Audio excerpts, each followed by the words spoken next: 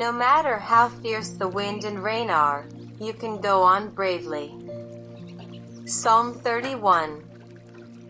In our journey of life, we will always face various difficulties and challenges, which can sometimes be like a storm, making us feel helpless and lost. However, at such a moment, if we can find a strong support, then we can go on bravely, no matter how fierce the wind and rain. For many people, faith is the strongest reliance in their lives. Whether it's religious beliefs or adherence to certain philosophical principles, these beliefs can sustain people like a rock in difficult times. When a person believes that his faith can give him strength, he is able to find the courage to face the challenge, no matter how difficult the external environment is. Sticking to the right values and principles of life is also a solid reliance. In today's society, we are often confronted with temptations and injustices, and if we lack firm values, we can easily lose ourselves. Sometimes, when we can't find our own strength, others can be our source of strength. Especially when we feel that we are powerless to fight anymore, a word of comfort from a friend and a hug from a loved one can often make us reborn from the trough. In our lives consumed by sorrow, looks dry, we really need salvation. Saul hunted David out of jealousy, while the psalmist felt innocent. When fleeing in the wilderness, danger is hidden everywhere, and there is fright. Who can deliver him in such a difficult day?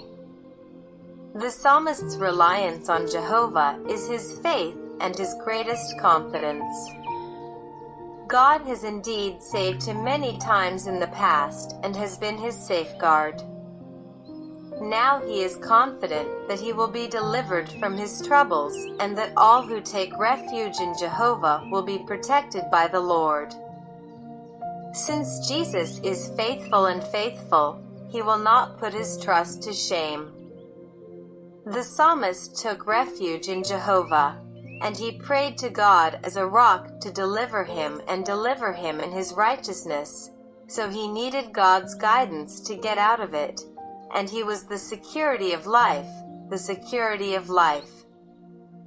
It is the last words of the Lord Jesus, who gave himself completely into the hands of a faithful God, at the time of his crucifixion. I put my soul in your hands. God knew the hardships of David's heart and did not forsake him, but led him in mercy to stand in a broad place. This is the hope of our faith today. Belief in an empty God, acts of worshiping false gods, idolatry, and relying on sorcery or divination. These are the traps that Satan has set for deceivers. Once the saints indulge in this, they will abandon their faith and leave God. Although these can provide temporary satisfaction, the psalmist denounces them as gods of nothingness.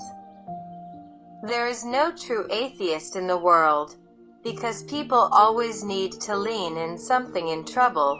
v.6. If a person refuses to trust in Jehovah, he will believe in an empty God, such as idols, wealth, power, knowledge, health, and beauty.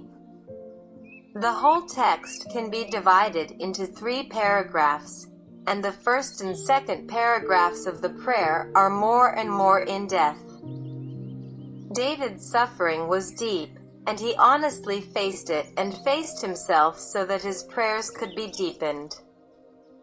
God also took him to the depths of prayer. So this prayer can bless those who are not satisfied with their prayers. It's all too easy for us to be satisfied with superficial prayers, and after each prayer, we don't have a deeper understanding of ourselves, a deeper awakening of our soul, and no deeper appreciation of God's presence. But David went to the depths of prayer. It was the joy of victory, because David went through deep and intense prayer in it, and he had a deeper trust in God, which led to a more joyful satisfaction at the end. The whole psalm goes from a situational prayer to a spiritual prayer and finally to the victory of faith. In the circumstances we find ourselves in, we must know that we believe in God as God, pour out our real problems and inner feelings to God, be strong and courageous in the face of the continuous impact of the environment, and trust in God's plan.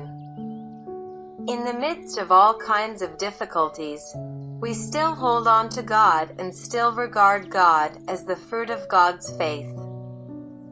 David cried out to God. He knew that a righteous God would never let people fall into sin and ignore it. David counted the grace that God had given him in his life in the past.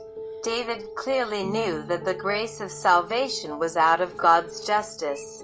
And when people fully believed in God's justice, God would treat people with His love, even in the midst of distress and suffering, and actively grasp God's promises. Be bold in the midst of affliction, and God will strengthen our hearts.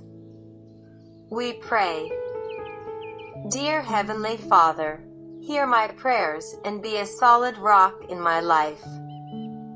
In the midst of difficulties and challenges, please give me the strength to protect me from all harms, so that I can find comfort and stability in your arms. May your grace always be with me, opening the way for me and guiding me to light and hope. No matter what the circumstances are outside, thank you for always having wonderful loving kindness and great save for us. May we always remember your works and love and trust you more deeply. In the name of Jesus Christ we pray, Amen.